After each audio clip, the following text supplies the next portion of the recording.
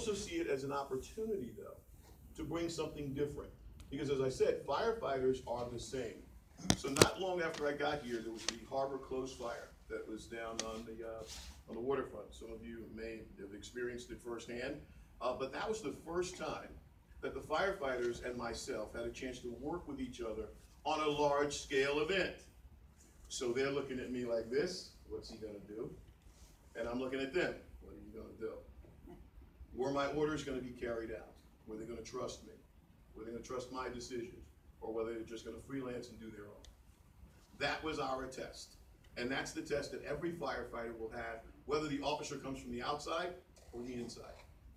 Because you can, I was gonna say BS, but we're all adults. You can schmooze anyone to any degree. But when it comes to a fire, there's no schmoozing. There's absolutely none. The veil is rent, if you will. The veil's open. There's nothing that you can do. And that was the first time we had a chance to work with each other under some harrowing circumstances, but we learned how to trust each other that day. And so our relationship has gone pretty nice, I think. We'll find out in February. My contract's up. So anyway, I'm a realist. I'm as real as I get. Mike Carter's here. He's just here to make sure I don't go too far. All right, so one appointment is the Chief of Administration, which is the person who dishes out all the discipline, handles the budget, helps to write policy, and sets staffing. And prior to my arrival, there was no one to do that, so I did that job for 6 months. The other person in the organization is the Assistant Chief of Operations. There was not a person there. So for the first 6 months, I did that job. So I just want to tell you, New Haven, for the first 6 months, you got a bargain. I did 3 jobs at one time. But it also gave me an opportunity to meet, learn, and grow with this department. They got to understand that I have a completely different style of management. Anyone who's worked in business, worked in management, there's several schools of thought. We've all went through the total quality management, management by objectives. We've gone through vision statements, mission statements.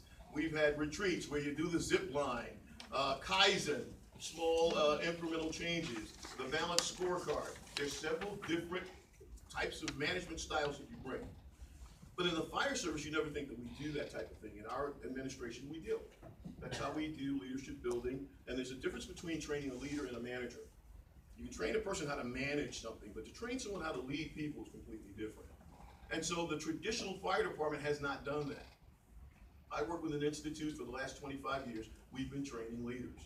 We've been spotting those characteristics, those traits, and learning how to cultivate them in people. So when we made these selections, the first officer that you have there, Chief Marcano, is appointed. He's my number 2. And in the hearing, I don't know if you were here for my hearing back last year, and I'm trying to make this about me, I'm just trying to tell you. I said that my number 2 is going to have the worst job possible. Their job's actually going to be even worse than mine. Because they have to be more detail-oriented than I am. And they have to be the buffer between me and the workforce. They have to toe the line. And I have to be able to trust that person implicitly. So no matter how you arrive there, once I selected that person, you're mine. Don't belong to the firehouse anymore. So when you pick someone from the firehouse, you have to cultivate that leadership in them. Chief Vendetto came out of operations. Operations is that section that you see on that organization chart that are the day-to-day operations for the fire department. Those are the trucks, those are the responses, those are the operating guidelines, those are the facilities, if you will. All of that comes together. So when you look at what we have to do in the city of New Haven, we do 26,000 responses. The total is actually 44,000. But AMR is licensed to transport. So we have ALS response, which is advanced life support, and we have BLS response, which are basic life support. Basic life support is when someone falls down and something happens or becomes sick, you stop the bleeding, start the breathing, and treat for shock. And if you have to use a defibrillator to resuscitate them, then that's what you'll do. But if they need additional care, if they need pharmaceuticals to assist in that process, you need advanced life support, and those are paramedics. So the city of New Haven provides not only firefighting, but we provide emergency medical response. So in our fire responses, the same map is true that you saw for the police department. We're divided up, they're divided up in 10 districts, we're divided up in 10 stations. So if you see your neighborhood up there, you'll be able to go on the website and click on there and find a fire station just like you would a police station or a district. Each of them, geographically, were set up many, many years ago. And here's the history of the fire department. A lot of fire departments still fight fires the same way Ben Franklin did back in the 1700s. That's a fact. That's a fact. They still fight fires the same way. They still believe that the closer you get to the fire, the faster you get to the fire, the quicker you put the water on the fire, everything is going to get better. But that was old housing stock. That's old masonry. That's heavy timber, heavy wood. Many people now live in lightweight constructed materials that burn faster and hotter. That's why we require sprinkler protection in some of these buildings, monitors in some of those buildings, to give you a fighting chance to get out and give us a fighting chance to get in. So there are differences. What I'm saying to you is these houses that were set up many, many years ago were set up along the old routes. Some of them, if you look at them, you'll know that they were carriage houses, small, narrow doors. They'll show you that that's an older firehouse. It was just built for the motorized apparatus that they had then, back in the 40s, 50s, and 60s. We're developing new apparatus now. So literally, when we purchase trucks, which Maggie will talk about later, we have to spec them for the house. Because it's cheaper for me to trim a little off the truck as opposed to knocking down the building and building a firehouse. But we're also guided by certain agency concession standards. The National Fire Protection Agency is one, the NFPA.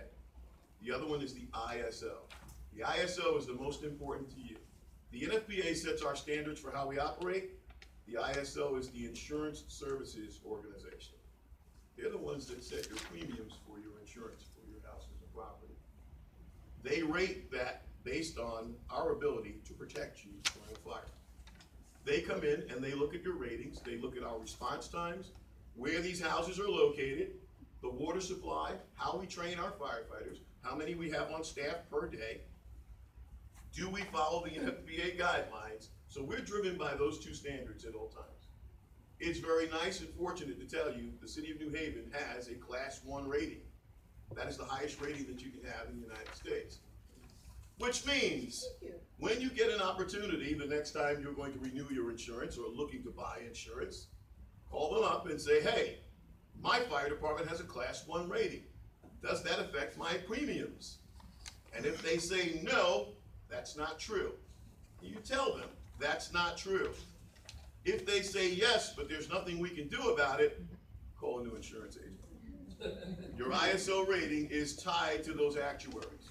The ability for a community to put out the fire when you call us. Your water supply, which we check all the time. Right now, the fire department's going through, we're going through our fall hydrant inspections. And I know you use See, Click, and Fix because I read it. You tell us about the hydrants that are out, and we're concerned about that as well. We have to actually call them when we use a hydrant so that they come out and pump the water out of it so that it doesn't freeze over the winter. That's something the firefighters are doing every day right now. All right? So if you see something, say something. When I told you the statistics were kind of a muck, that's why I didn't want to stand there as well, because I'll block you. I apologize for those numbers. We have 2 paramedic units, E1, E2, which are ALS, 10 engines, 2 squads, and 4 truck companies. Well, everyone says a fire truck is a fire truck is a fire truck. Well, that's not true. The smaller plumber truck looking ones that you see are our paramedic units, and we only have 2 of them for the entire city of New Haven. One of the things that concerned me is that we're beating up our paramedics. We only have 2 for the city of New Haven, and they average 6,700 runs apiece in a year. That's a lot. So I'm concerned about exhaustion, PTSD, not just the wear and tear on the equipment, but the wear and tear on my people as well. So that's something that we're working to address by adding additional paramedic units. That's going to happen under my watch. Yeah, Chief, what percentage of your total calls are these paramedic calls? Oh, almost 78%. Not just paramedic, but we'll lump them together, EMS. Because if you call for ALS, EMS has already been, BLS has already been there. It's already been there. So around 26,000, I get that number down there, I don't have my cheaters on. 25. 25,000, so roughly 26,000 total runs we do. But the total number of EMS runs in the city of New Haven are 44,000. AMR is picking up the balance for us. That's what they're doing. And so we're looking at that data. So the highlighted ones are to tell you the busiest engines and trucks and paramedic units in the city. We can plot that now. We weren't able to do that before. Now that we've cleaned up the data, because the biggest thing when I went back to the trust issue, remember when you come from the outside, people will say, first firefighters say, well, you're trying to make us like Jersey City. No, I'm not. I'm trying to raise you to the national standard. Well, I know what you're doing. How can you know what I'm doing? I don't know you and you don't know me. I'm trying to give you the national standard. None of my decisions are personal. They can't be because I don't know you. How I gauge you is how you clear the door and are you taking care of the people that you're supposed to take care of. That's how it works. It's not rocket science, but it's science nonetheless. So we use these numbers to talk about shifts, staffing, whether we're going to have wear and tear on our equipment. All of that stuff comes together. Now, these are the fire data. These are the actual times that we go out by station, the total calls that they go on. So if you see they're clumped together in those 10 stations, that'll also determine whether we're going to move different equipment or people to get them to give them a break. The first controversy, well, not, let's say the third controversy, because remember it's New Haven. The third controversy I had was to rotate paramedics that didn't want to rotate. They said, hey chief, I'm comfortable riding the piece. But the national standard says you're wearing yourself out. And someplace it's going to give. The sad thing is firefighters and police officers are committing suicide. It is a national problem. It's not just here, it's a national problem. And the sad part is when we come to work, we put up our guard, police officers and firefighters, we put up our guard because we're at work, we're in uniform, we know what's expected of us, and we don't want anybody to know that we're having a problem. But when we get home, when we let our guard down, that's when it comes out. And that's human nature. The statistics are there. So we're concerned about our firefighters when they're off. I make it mandatory now. I used to say, hey, call EAP if you went on a call. But some of my firefighters have been on calls where they lost an infant. I've been there. People always interview me. What's your worst call, your best call? My worst call was to find 2 infants that were 6 weeks old. As a firefighter, 5 years on the job. I will never forget that. Did it affect me? Absolutely. Did I see all the signs? Absolutely. Did I get the help that I need? Absolutely. So when I look at firefighters and I know they go on a call like that and they say, I'm good. You can't be good. You can't. So I make it mandatory. You're off for 2 hours. You're going to talk to a counselor. You're not going to do anything else. And you're not going to go home, whether you like it or not. That's it. Because the numbers and the statistics, if it's predictable, it's preventable. Because the last thing you want to do is send someone home who's really upset after a call like that. Fires only. We look at stations. Now, if you look at the number of calls that they go on, you start to go, wait a minute. What station is that? Who's in business? If this was a productivity chart, you don't even have to be in business. Let's just say this is the number of times you went out the door. You'd start going, wait a minute. What district is that? What district is that? Believe it or not, when we go back to the map, you'll see where they are. That's, yeah, it's Lighthouse. And the reason for that, hold on, yeah. 10 minutes. 10 minutes. Absolutely not. You gave Cam 1 hour. How dare you? How dare you? Let's take a vote. You already did that. Okay, I'm gonna zip through this real fast now. You've impugned my honor, sir. Duel with Dawn. It's because of where they are and the population. It's the fewest number of people, and they have the longest distance to travel. So when you look at travel, where the houses are, geographically, then you look at the demographics, you see what their responses are. So now when we go to look to combine houses, you may look at combining that house with another house. That's 5, maybe 6 years down the road. But the data is going to show it. So when we look at those responses, All of them are average, and this is just a snapshot for September. But what that does is it tells me where we are on our mark. So the ISO says they've got to be there in 5 minutes. The NFPA says 8 minutes. Those are the national standards. And we are well within that. When I ran the average for the entire year, we're under. We're an average of 4.5 minutes. And that's below the national standard. We're doing what we're supposed to do. When it comes to emergency services, like I said, our paramedics, they're getting beat up. So I rotated them. They didn't like it, I rotated them again. For their own good, I rotated them again. We will look until, and we're going to continue to rotate them until we add additional paramedic units. And that was the controversy that happened before I got here.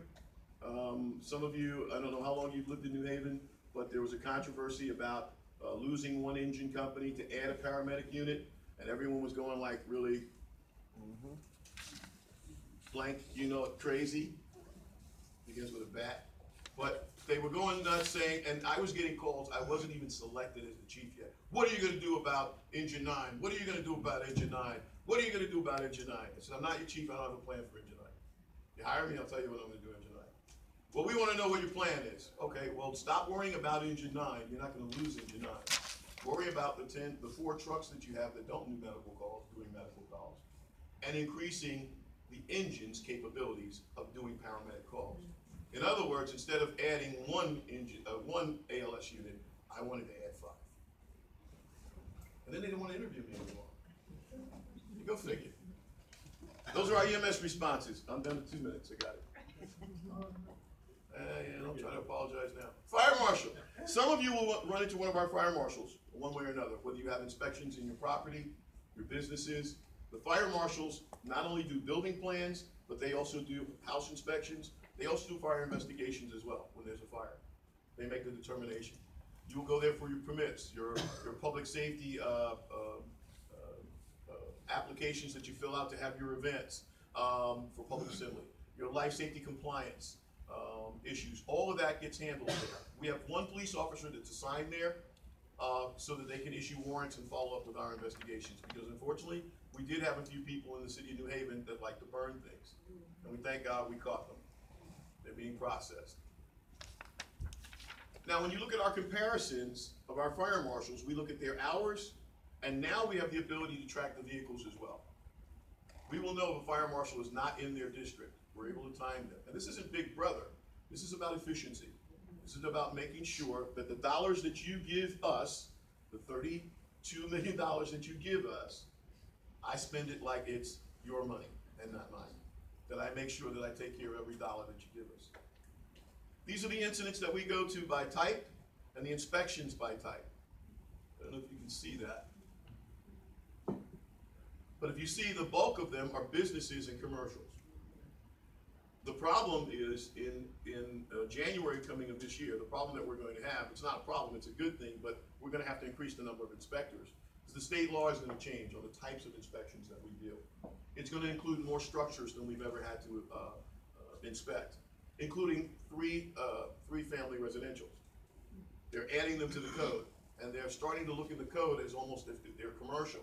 So you know what happens? Now you're going to have to install hardwired smoke detectors. That's the state code. It has nothing to do with us in the fact that we can't control it. We have to adhere to it. So we've already testified about us being able to keep up with the workload, because there are approximately 3,000 of those in the city, and we only have 7 inspectors. So it increases their workload. I'll jump out of that and jump into community risk reduction. On our website, we have a survey that I'd like each of you, when you get the time, it takes less than 10 minutes.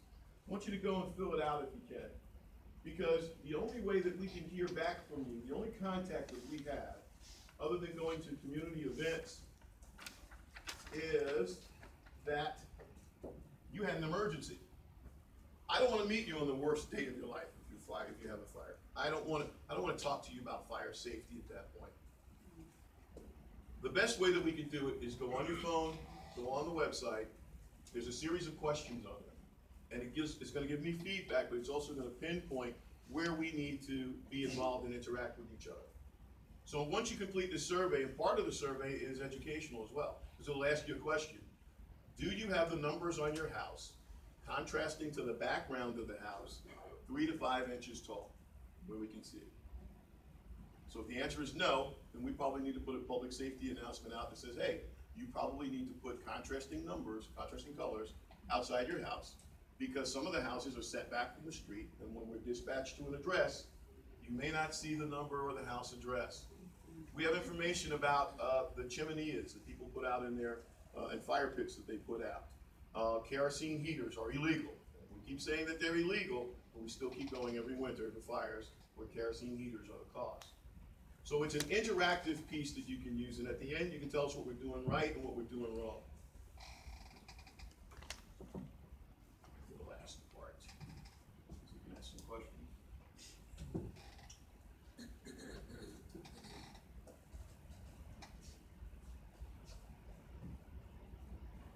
Those are the fire marshals. We even track their overtime, and 9 times out of 10, these are instances that happened after hours, because there are no holidays and there are no weekends in the fire service.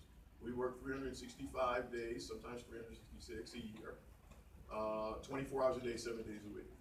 There is no break. In our training division, we're going to be populating this. Currently, we're doing trench rescue. One of the things that I saw the need for the city of New Haven was to have a heavy rescue or specialized operations command. A separate unit, not unlike the ESU or the bomb squad for the police department. We need the ability to have a separate unit for our hazmat calls. Currently, it's combined between 2 engine companies on either side to the city. The problem is, if they go to a fire and they get committed, I lose that asset. I need a separate unit that only deals with car accidents, someone goes off a cliff, someone falls in a hole, a major fire with a building collapse. I need that ability to be able to dispatch that asset anywhere in the city at any time, in addition to firefighting. Right now, we currently don't have that capability. So we're training them now, and that's my background. I'm training them now so that, and it's all grant money that's paying for it. It's all grant money that's paying for it. But when that's done, we received a grant, Maggie was very instrumental in doing that, for $750,000 to pay for the truck. These trucks are, on average, they start at $1.2 million. We were able to negotiate a rate for this truck down to $900,000, and $750,000 of it is coming from the federal government. All right, so we'll make an announcement when that's available as well. We also have to maintain our equipment. We have a shop that is impeccable. These numbers indicate the amount of uptime. So very rarely are any of our units completely out of service that we can't respond, that we don't have a piece of apparatus to put on the street, and we're tracking that through asset work. The question of overtime, because sometimes people like earning their money, even though it might be overwhelming, and then when you try and hire more people, get the overtime down, people think you're taking money out of the pocket. So how do you? Sure. Okay, so there's two questions I'm hearing. How do I deal with people who are working the overtime, accessing the overtime, and when you sort of hire more staff so that you manage, Gotcha. people manage stress, Gotcha. how do you deal with people who are upset that they're not getting the extra money that they would have been getting had you not been here? Oh, well, I got that when I first got here. Remember I said I had a history of the city of New Haven? I have friends who had literally said, hey, come on over to the cookout. Man, I wouldn't have spoke up for you if I knew you were gonna cut the overtime. Well, overtime is a right, it's not a benefit. That's the first thing. The second thing is we had so many vacancies. From the top down, you ended up having people working not only more hours and making money, that's one thing, because you're gonna pay for it anyway. We have a contract that has minimum staffing. I have to have 72 firefighters on the floor every day. So by not hiring and by not promoting, not only am I paying overtime, I'm paying acting for people to act out of rank too. Now that's the financial side. The physical and psychological side is, I'm putting people on the street experiencing horrific events over and over again with no relief. So not only is it frugal, but it's most important and ethical that I promote, hire, and staff appropriately, to keep my numbers down and to keep my people healthy. Now, they can say that that's a bad thing, but I've spent 31 years in this business. I've lost friends. I've had friends that have committed suicide.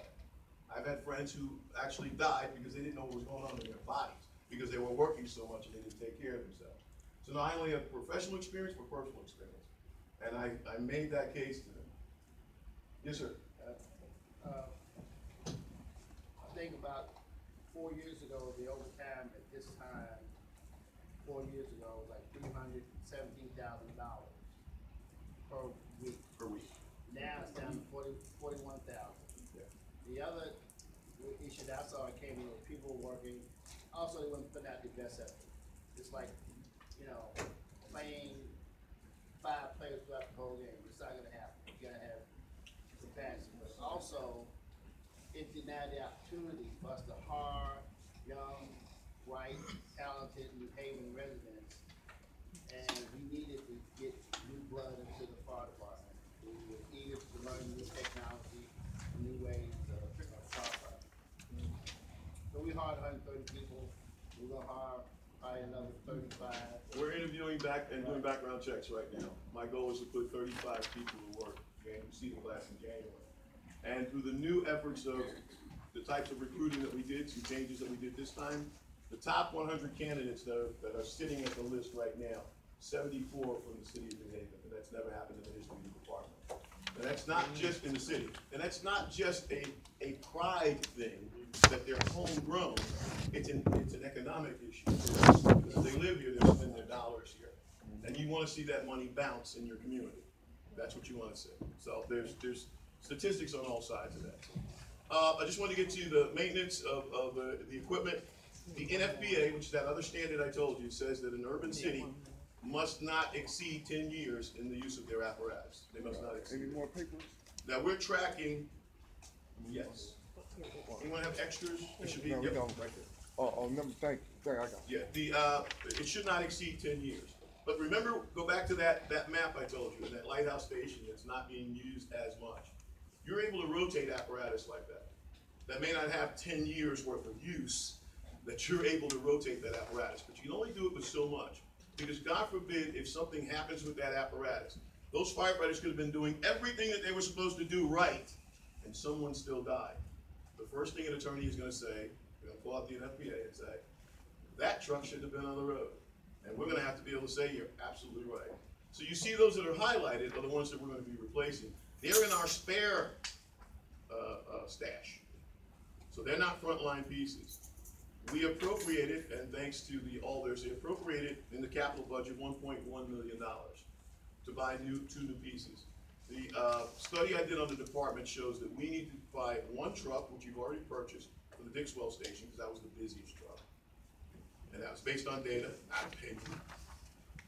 To purchase that truck, over the next 5 years, purchase one truck, 2 engines, one truck, 2 engines, one truck, 2 engines.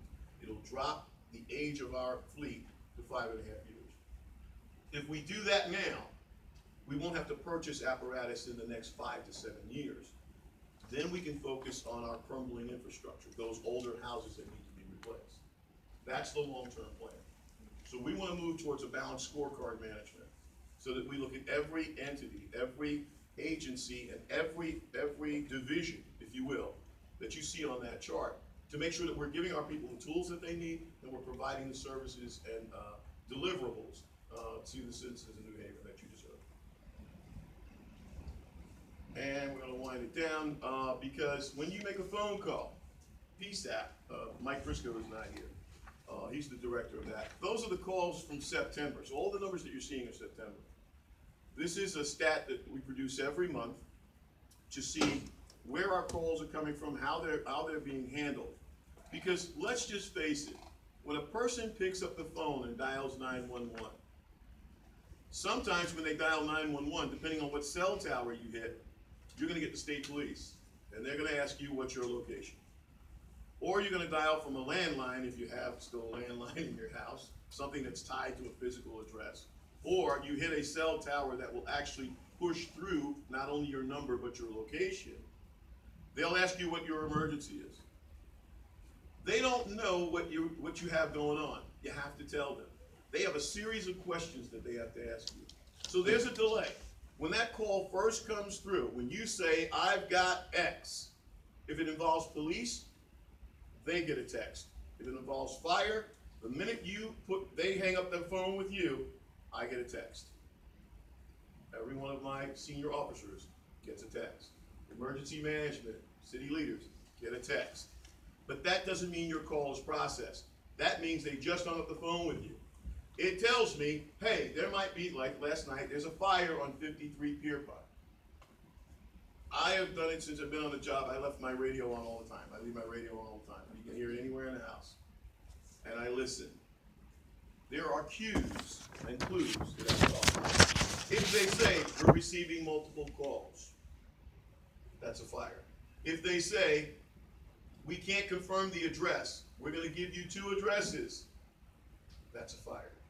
That means 2 people were passing the same thing and saw 2 different things. They saw a fire, I'm sorry, it's the same thing, but from 2 vantage points. One saw it at this avenue, or someone might have seen it at the cross street. We have people that'll drive past the fire and then dial and say, hey, I saw it, it hit a tower. And that was the only call we got, depending on the day and the time. You tell us what you have, and then we route that call. Is it a medical call? Is it a medical call that involves hire medical trained personnel to be there, and are you going to be transported? So even though that first call comes in, it is being routed and processed so that they can dispatch the proper units there. And that's what shows you the calls that you have there. The ALS medical, the total number of calls, and we look at that impact. Now, Chief Campbell talked about the opioid epidemic. It is nationwide. It is driving the number of calls that we have.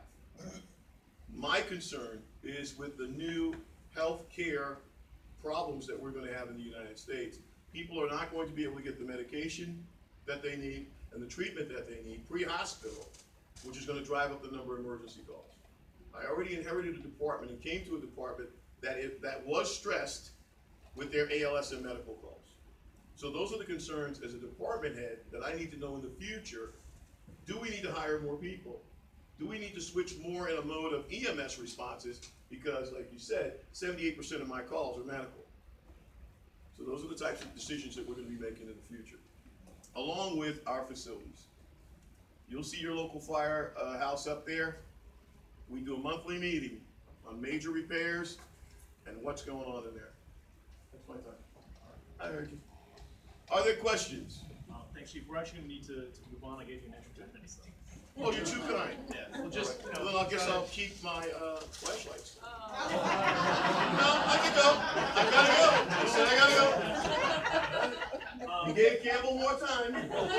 After he showed up late, you got the same amount of minutes. I'm trying to kidding. keep this too bad to see. Send that down. So there's one thing that I wanted to highlight as he was discussing how the city goes about purchasing equipment. Thinking back to last week, some of the equipment that he mentioned, $1.2 million has been set aside for repairs of existing vehicles and purchase of new. That is all in our capital budget. He mentioned that the city successfully won a grant for a new heavy truck. It's $750,000 from the federal government. That's all special funds budget. That was actually leading into our next presenter.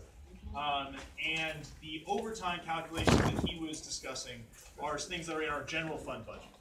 So as we think about what budget pressures and what decision making each of our department heads has to make, those are the different categories it's useful to keep thinking of things in. So while I did my best to have some parity between our police and fire departments, one of the city officials that is most responsible for doing that is actually here in the room. And so our Chief Administrative Officer is Mike Carter, who is helping to hand out the red notebooks right now. And within the Chief Administrative Officer's office or administration, Maggie Targrove helps coordinate a whole lot of different things, but including among them the competitive applications that we put in for grant money from either the state or federal government. So now I'd like to invite both of you up to share the work that you do, as well as describe what is the role of an administrator overseeing different departments and your relationship, or the administration's relationship to Okay, I'm the gonna, two chiefs. our speech is gonna be much less important and emphatic than the two operational departments that you heard, police and fire.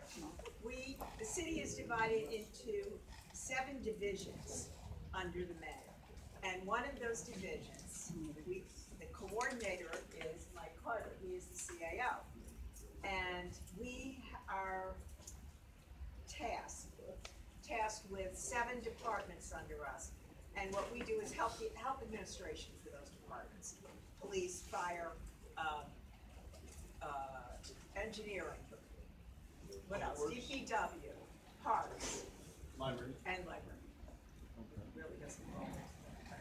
And what, our administration I'm gonna just flip through these. Emergency operations, which is my background, so I'm gonna stop here, is one of the offices under the chief administrative office. And by default, Mike and I kind of orchestrate and coordinate public safety grants now. There's port security, fire, and police grants that we kind of run through our office. I'm moving on. Parks is enhancing communities. New Hallville, Sheridan Park, we've done a really big push in New Hallville. Mike, we just went through door to door. What street? What did you do? Was that Reed, Winchester, and they went through with a cadre of LCI, fire, police, so that everybody in the city was involved in seeing the issues that that street has, so that we could gain data and use that data to improve that area. And it's not just this area that we're doing. We're gonna be doing this through other areas in, I think in Dixwell, we're gonna go to that area, we're gonna go Hills, Hill, Fairhaven. and downtown, I think downtown was the Hill. And this helps us to know where we wanna site more lights, more cameras. One of my projects for the past 10 years, through port security grants, has been procuring cameras for the different communities. And it's based on data, on crime activity in the community, which is where we place cameras. Very little money from the taxpayers has gone to the camera projects. It's all grant money.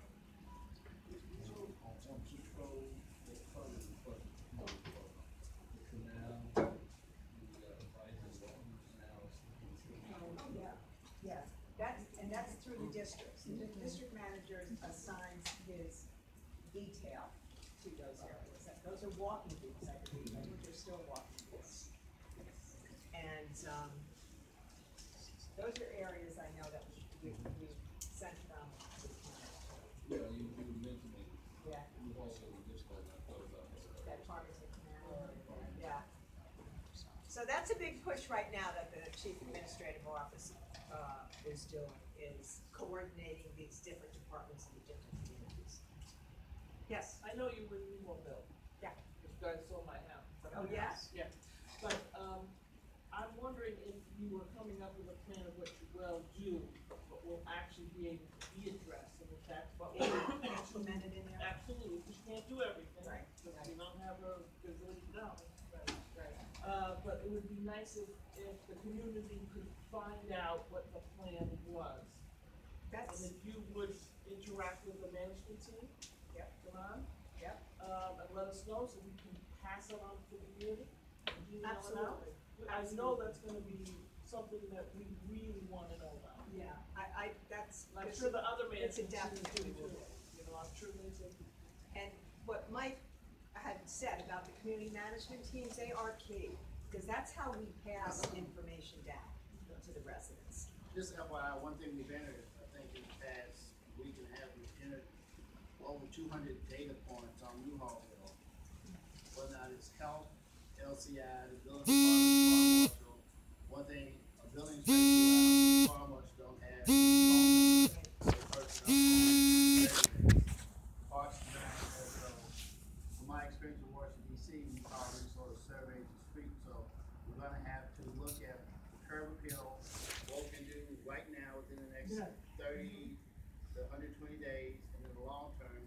also with good financial figures to mitigate Exactly. Right. of that problem. And if you can't do, you have to take it by, you know, like triage situation. Right, Yeah. right. And, no, we'll make that information available to the members. That's really wonderful, thank you. One of the last things I said, it's not one of our public safety, departments, but it's a very important part.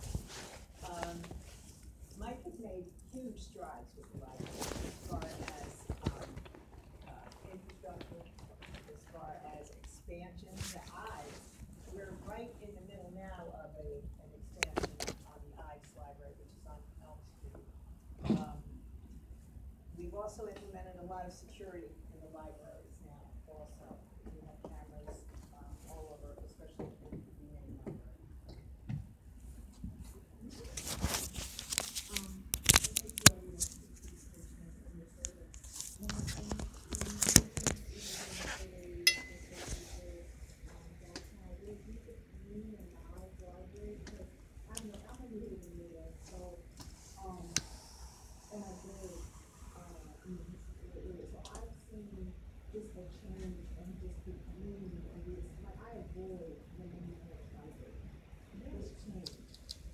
You don't think for the better, not for the better, I mean, I love the library, but like the main grant, I hardly ever go to, like, you know, that's my favorite.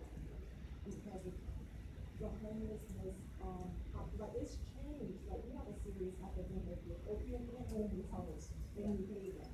And so the downtown area, is not, it can't be what it was 30 years ago, but it should be considered. You know, and it's not your issue right now, but collectively, like, it needs to be addressed as a city, because the experience is not, and safety is high up there. But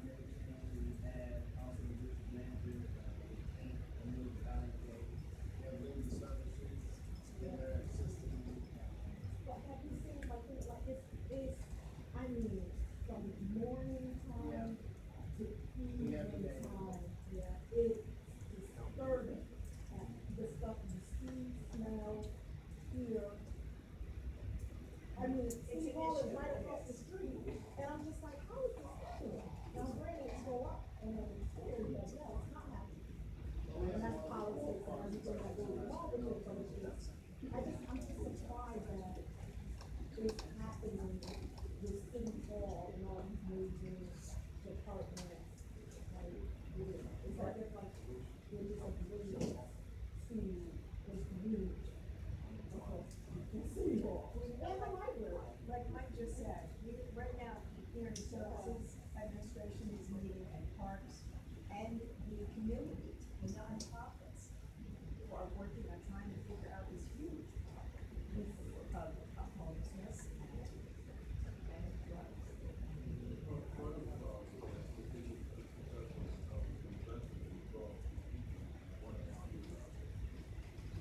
Exactly. Yeah.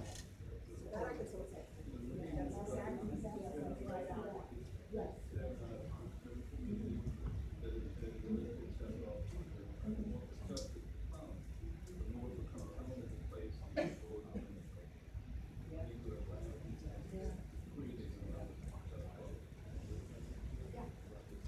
She mentioned homelessness in New Haven.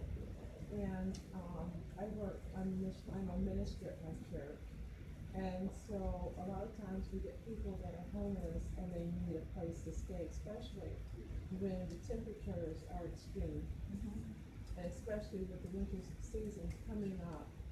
And so last year we would try to get people into the shelters, but of course we have to dial 211 now. And they have, sometimes they were on waiting lists. And then sometimes they were directed to the fire departments. Can you tell us what the fire departments would do? Yeah, that's exactly it. There's the warming centers, but you're right. It's a real problem. You have to register for the shelters. Oh, I can tell you the warming centers list is being updated as we speak. Getting more and more,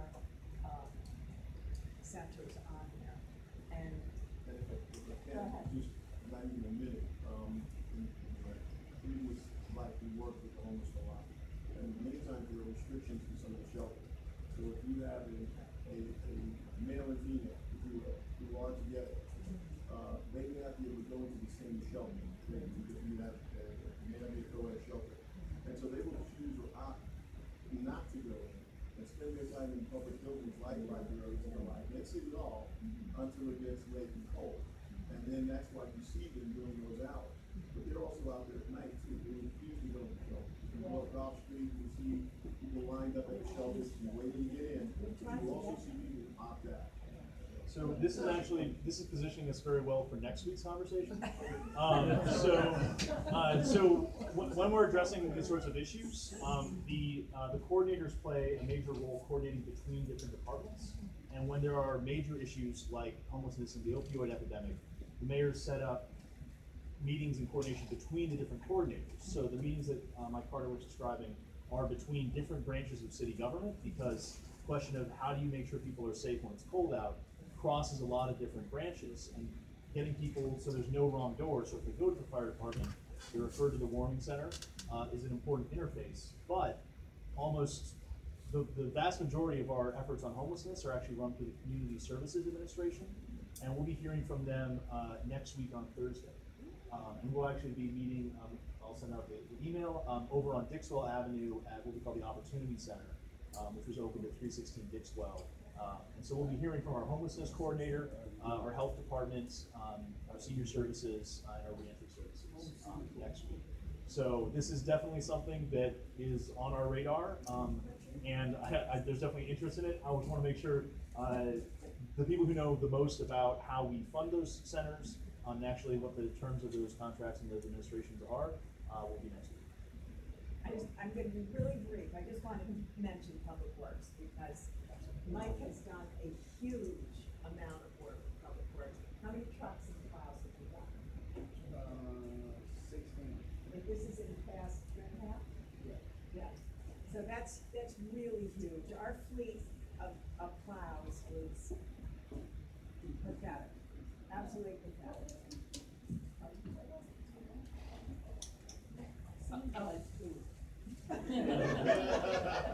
So when I started working for the city in 2014, when the mayor came into office, oddly enough, the mayor's first day was a snowstorm. Yeah. My first day was a snowstorm. A good friend's first day was a third snowstorm. And between those three snowstorms, I think that there were like 3 or 4 of our snowplows were taken off of the road by the state because the state deemed them unsafe for the road. Because It was they're an aging fleet. So the fleet was aging. They were past their life. They hadn't been replaced or maintained, and so some of them, like the frames of the trucks, were rotting through from the salt. And so since then, we've really had to replace a lot of those and develop a snow plan. So one of the major accomplishments with CAO is the work that's gone into having a city snow plan, so that if the projection is 6 inches of snow, every apartment knows this is our response, and if it's 12, they know that this is their response. In about 3 weeks, we're going to be back at City Hall and get to see one of the 2 coolest parts of the Monty School is the tour that we'll be able to take of the Emergency Operations Center, where we'll actually be able to see how they coordinate emergency responses and snow responses. And the second coolest tour we're actually about to go on in a few minutes that Chief Alston's managed to set up, which is we're going to see our 911 center, which is actually just down the hall. Does that mean I can't talk about plows? Oh, no, keep that in mind. But that's just some framing for the progress that we've made behind that equipment. Okay, and what Mike had just said about the Emergency Operations Center, everything is coordinated there in any kind of events, in any kind of snow event, hurricane, etc. And I'm going to end on this, I promise. What the CAO does is we are the parent for our departments. We make sure that the department heads like Chief Alston, Chief Campbell, Jeff Pescas-Leo, Public Works, we want to make sure that they can run their departments, because if they're running their departments well and they're doing a good job, it makes us look good. So we're there to help our children basically run their departments. I'm done.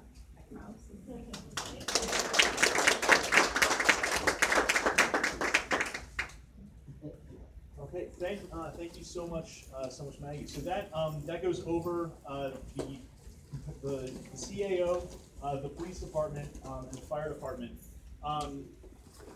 Chief also covered briefly the 911 center, which is called PSAP, or Public Safety Access Point. And Mike Briscoe for the city is the director of our PSAP. He is actually unable to be here tonight because he coaches a kids football league that is currently in the championships as we speak. So he wasn't here to present tonight, but if he did, he would talk a lot about some of the work that we're doing to try to move away from just 911 emergency information. So if you go to the city website, you can learn about ways to sign up and create a profile for yourself so that 911 has all of your information when you call in already. So particularly for seniors that will have more frequent calls or might have health issues, particularly for seniors that are in tall buildings, they can know exactly where your room is so that when you call in and hopefully soon even text in an emergency, all that information will be there. There's also a lot of work that's going into developing systems to recognize where people are in public buildings in case of active shooter incidents. They can actually check in with an app on your phone and you can see where in the building you are, and as well as